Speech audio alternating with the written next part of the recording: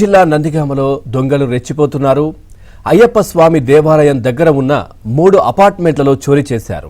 ఇక పార్కింగ్ లో ఉన్న ఓ బైక్ 4 గ్యాస్ సిలిండర్లు ఎత్తుకెళ్లారు. కాగా ఎత్తుకెళ్లిన బైక్ స్టార్ట్ కాకపోవడంతో అక్కడే వదిలి వెళ్లిపోయారు. ఇక సీసీ కెమెరాలో రికార్డైన చోరీ దృశ్యాల ఆధారంగా దొంగల కోసం పోలీసులు గాలిస్తున్నారు.